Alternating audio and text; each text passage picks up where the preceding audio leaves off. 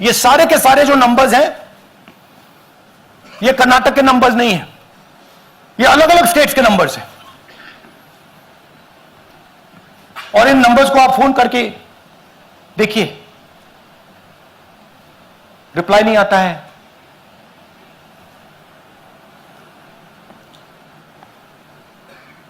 तो सवाल यह है कि किसके नंबर्स हैं, ये किसने ऑपरेट किए, जब इन्होंने ऑपरेट किए ये कहां थे, आईपी एड्रेस क्या था, ओटीपी कैसे जनरेट हुआ, कहां गया, यह सवाल है।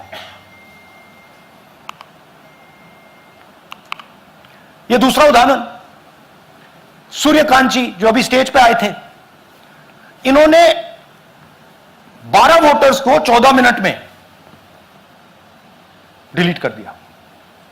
आप फॉर्म भरने की कोशिश कीजिए, डिलीशन फॉर्म भरने की कोशिश कीजिए, देखिए। और जब हमने इनसे पूछा कि भैया आपने ये कैसे किया, वो कहते हैं मैंने तो नहीं किया, मैं तो जानता ही नहीं हूं।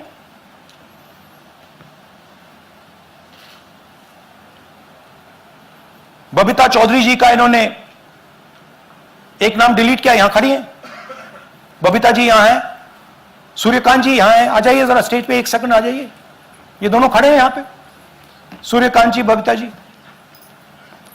इनको मालूम ही नहीं कि इन्होंने डिलीट किया। Thank you.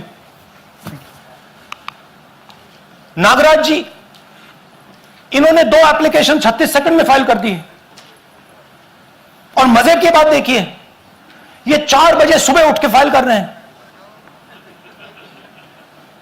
पता नहीं क्या हुआ, 4 बजे सुबह कहा कि भैया मैं 2 वोटर को डिलीट करूंगा, और कितने 36 सेकंड में डिलीट करके फिर सो गए।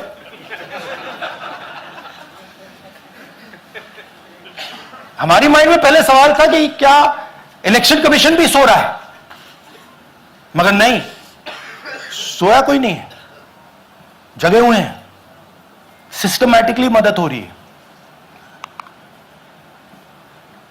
यह देखिए दूसरी बात, जो भी डिलीट कर रहा है वोटर लिस्ट में उसका सीरियल नंबर 1 है।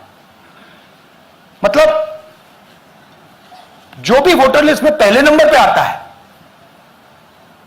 वही डिलीट कर रहा है। 5वें नंबर वाला, 7वें नंबर वाला, 10वें वाला कोई नहीं कर रहा। तो हो क्या रहा है, सॉफ्टवेयर से यह काम किया जा रहा है। सॉफ्टवेयर प्रोग्राम कह रहा है पहला नाम निकालो और इसका प्रयोग करके डिलीट करो। टारगेटेड डिलीशंस हो रहे हैं। कांग्रेस पार्टी पर आनंद में अटैक किया,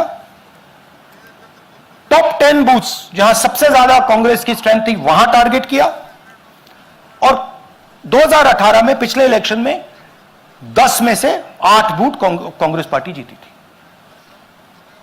और इन 8 में से इन्होंने 6000 लोग उड़ाने की कोशिश की।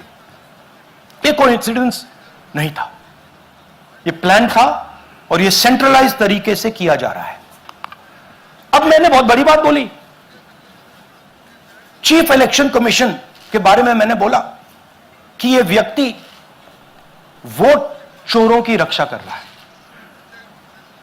जो भी मैं यहां बोल रहा हूं 100% प्रूफ के साथ, सबूत के साथ बोल रहा हूं, और मैं अभी आपको दिखाना चाहता हूं कि मैं ये शब्द क्यों बोल रहा हूं और किस बेसिस पे बोल रहा हूं। आपको अपनी आंखों से यह दिखेगा। कर्नाटका सीआईडी ने केस चालू किया कि वोटर कौन है, ये फोन किसके हैं, ये आईपी एड्रेस क्या है, ओटीपी कहां गया, इन चीजों के बारे में इन्वेस्टिगेशन शुरू होती है। कर्नाटक सीआईडी ने हिंदुस्तान के इलेक्शन कमीशन को 18 चिट्ठियां लिखी हैं। हमें आप यह इंफॉर्मेशन दीजिए, बिल्कुल क्लियर है, डेस्टिनेशन आईपी दीजिए, डिवाइस डेस्टिनेशन पोर्ट दीजिए, ओटीपी ट्रेल्स दीजिए, फोन नंबर्स दीजिए, फोन नंबर्स के मालिकों के नाम दीजिए। क्लियरली पूछा है, नो आंसर। 18 चिट्ठी CID Karnataka, no answer from chief election commissioner, no answer from election commission. Timeline देखिए,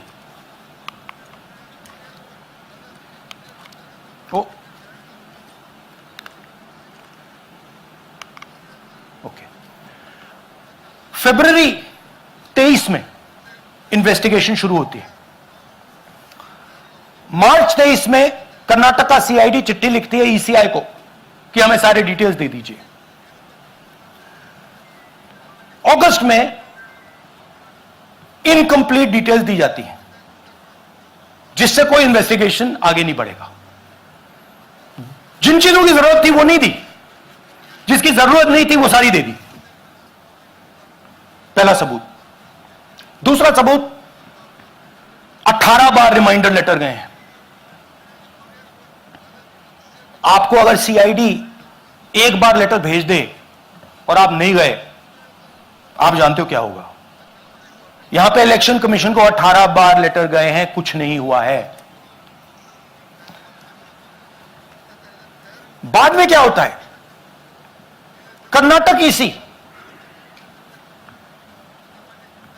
इलेक्शन कमीशन को लिखता है, कहता है भैया हमें दे दीजिए।